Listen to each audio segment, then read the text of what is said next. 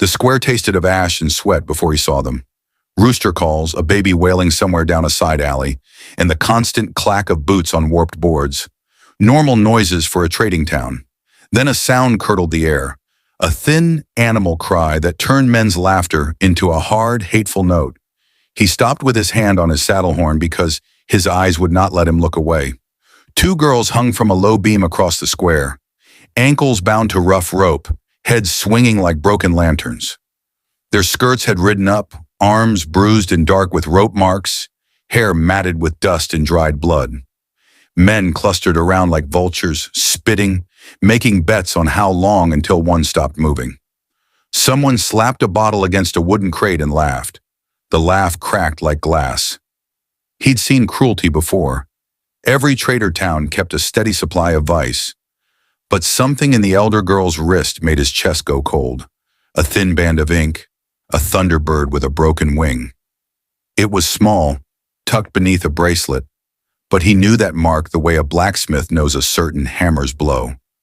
It had saved him once, in a life ago carved into the memory that wouldn't let him sleep. He slid off his horse without a sound. People parted like corn at a plow. He hadn't meant to become the sort who stepped into other men's fights.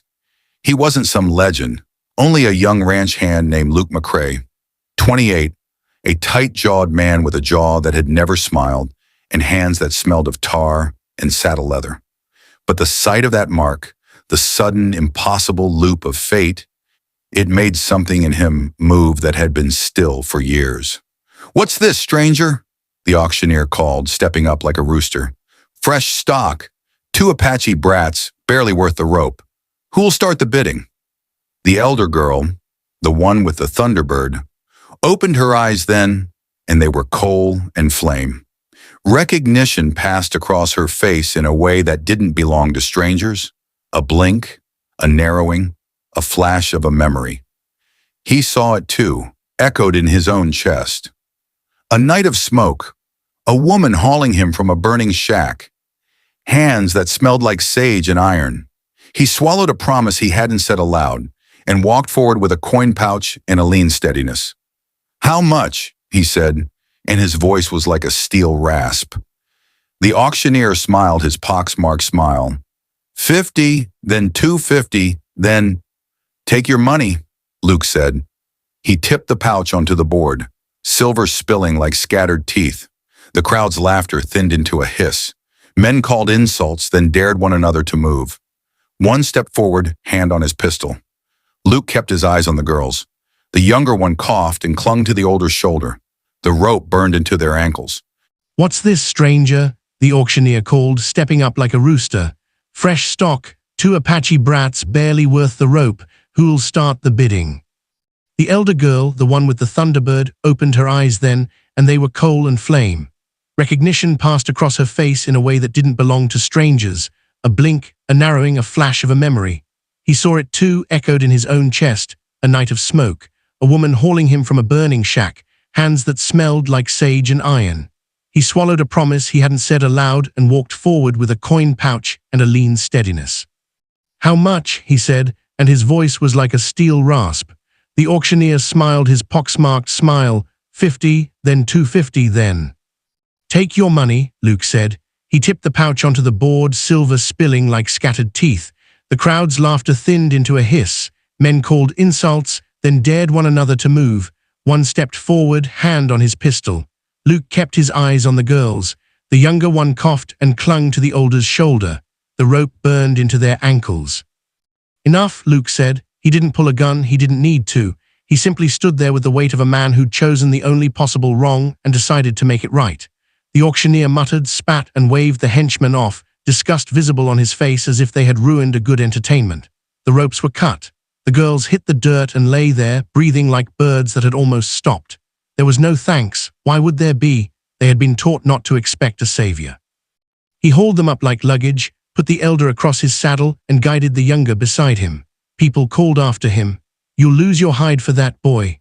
He tipped his hat without words, feeling the eyes of the square like knives in his back. He led them through dust and rust, past the saloons, swinging doors and the corrals, and out onto the high road where the wind could wash the crowd's stink from their faces.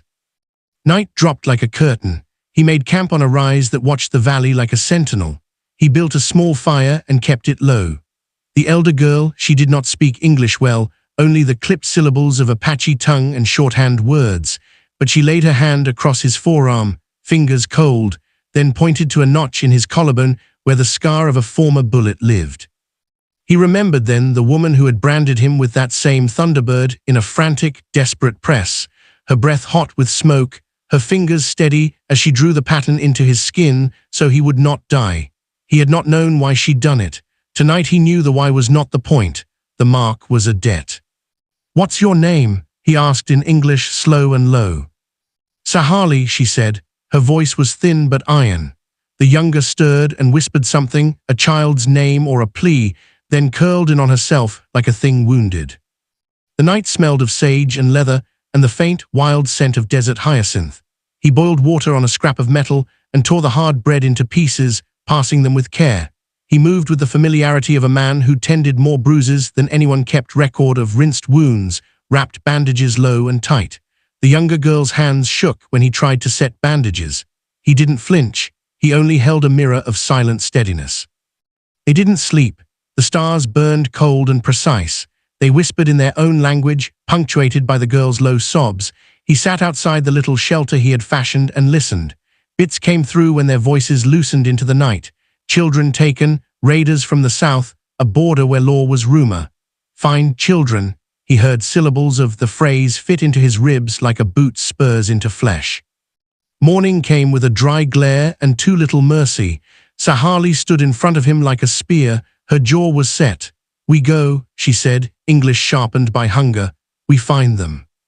He had not planned on it. He had just wanted to buy them the breath to get away, to sleep without breath being cut short by a fist.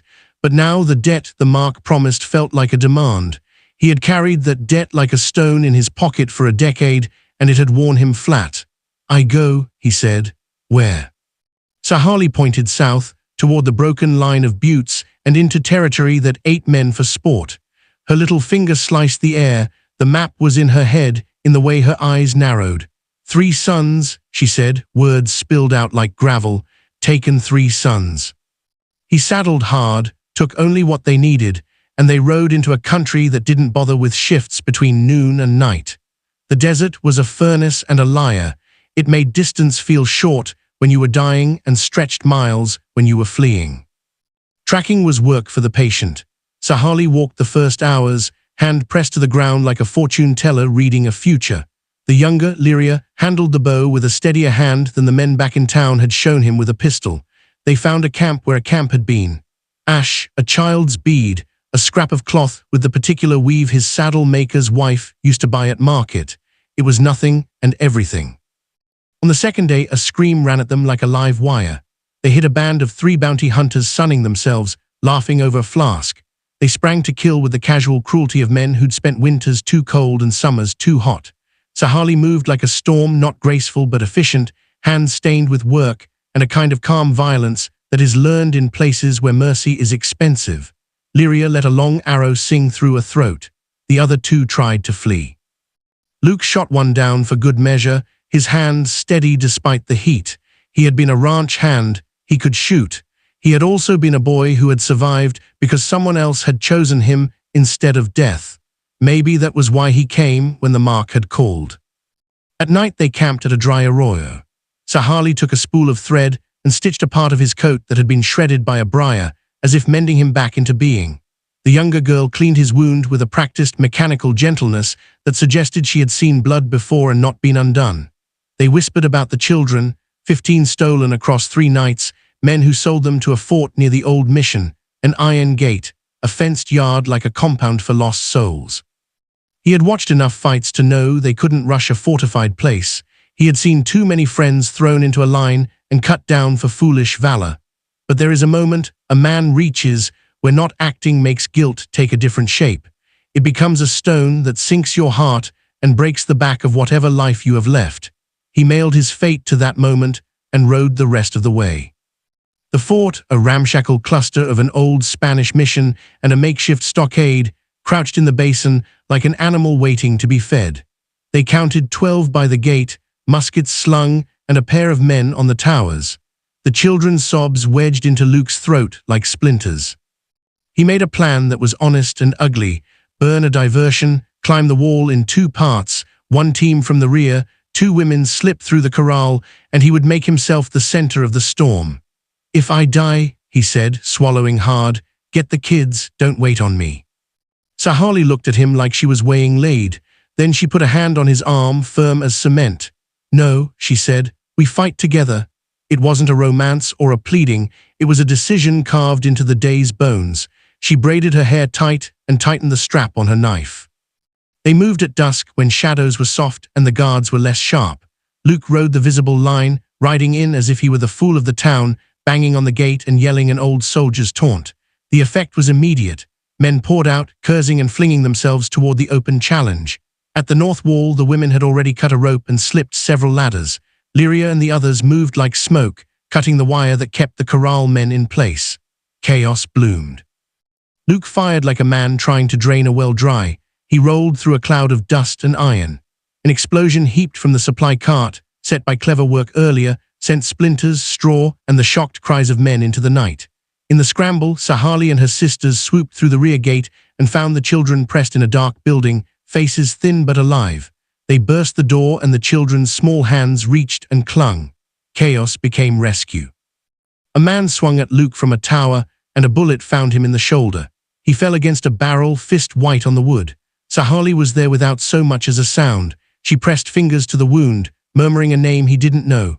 The light that passed between her lips and his chest was not magic, but a ferocious human insistence. For a while, he thought he would bleed out on that dirt, like every bad thing he'd tried to outrun. Instead, the pain sharpened into a clarity. The mothers formed a ring and fought, not with the theatrical fury of revenge movies, but with the animal, close-in violence of people who have watched their children taken. They bit, they punched, they took lives by weight and necessity. The slavers faltered and fled in ragged handfuls, leaving their wicked tools behind. When the dust settled, the children clustered around the mothers, then ran and emptied the fort like a flock. Laughter, ribs thin and breath still short, rose up like a first rain. Luke was propped against a water trough, blood soaking his shirt. They had pressed rags over his shoulder. He could see Sahali with a little boy on her hip, his face streaked with the dirt of rescue, eyes huge and bright. The younger girl, Lyria, held a wailing infant and watched him with the slimmest hint of a smile. He tried to sit, head ringing. The eldest woman, Sahali's mother, a figure he had only glimpsed earlier, wise and hard as a river stone, came to him and knelt in the mud. Her hands were calloused. She looked at his wound with a look that might have been pity if pity were not too weak for what she'd done. She pressed a cloth to his side, then took his hand. "You have saved us," she said in English thick, with an accent he didn't know. "You carry bird on arm," she added, eyes flicking to the small tattoo he could not hide, the one he'd had carved by a woman who'd once saved his life in a different ruin. Not by mistake. Her fingers closed around his, and she squeezed once, not letting go. He thought of the woman who had carved that thunderbird into his flesh for reasons he had never fully understood. He felt the stone in his chest that had been in him for a long time move. Not gone, nothing like that, but less of a burden and more of a ledger balanced. They buried some of the dead in shallow grave by the mission, saying small prayers in both languages, a smoke that smelled of cedar and tobacco. The children were tended, fed, given clean shirts and names called softly into ears long used to silence. By morning, the caravan of rescued little ones and women were on the road back to their land, moving like a slow, fragile procession. The elders rode with them. Luke could stand by then, limping but steady. Sahali's mother, the woman who'd stunned the town by the calm of her decision the morning after, walked up to him and took his face in both hands. He could have been 19 or 80 in that look. He felt all the ages in a single breath. "You saved our blood," she said simply. "We will remember." He wanted to say something that would make the debt lighter, that would tie the loose end of his past neatly, but words failed him. Instead, he looked at the little thunderbird at his collarbone, red and a little faded. Sahali watched him, her hand on the boy's head. The boy reached out and touched Luke's sleeve, small hand warm. "Keep it," Sahali's mother said, and placed a scrap of turquoise in his palm, the same blue of the bird's eye. "Not for what you paid, but for what you chose." The road back was long and full of rattlesnake quiet and small oblique kindnesses, a shared loaf, a cup of water passed without fanfare. The children ran, and the mothers kept them close and tight as a woven cord. They sang in a language he only knew in fragments, but the rhythm seethed through him like a balm. When the last of the dust settled and the camp spread beyond the ridge, Luke found himself alone at the wagon's edge. He looked back and saw Sahali watching him from the line of riders. She smiled then, only a little, not a softness, but an acknowledgement that crossed into something like forgiveness. He pressed the turquoise to his chest, under the leather of his vest. He had carried a debt that night, more than coins could cover. He had paid it with blood and with the exposure of a heart he'd kept locked away. The Thunderbird mark under his collarbone did not make him hero, it just made him human enough to be called when duty knocked. In the hush after rescue, when the children slept and the stars were clean and bright, he unrolled his bedroll and looked at the sky. The desert was patient, so were the people he'd helped. When Sahali's mother turned to walk away, she called over her shoulder in the Apache tongue and something that sounded like blessing. Luke didn't answer. He only watched the line of riders fade like a dream. The turquoise warmed in his palm, and for the first time in a long while, he let himself breathe as if the air belonged to him again. It was not an ending so much as a beginning. Children's laughter in the morning and the knowledge that debts could be paid by the doing of good, messy things. The square in dust and rust would tell its own stories, and men would still bet on cruelty. But for one ragged, terrible night and one quieter dawn, a young cowboy had turned and done what the mark required of him, not because fate forced him, but because he chose to stand.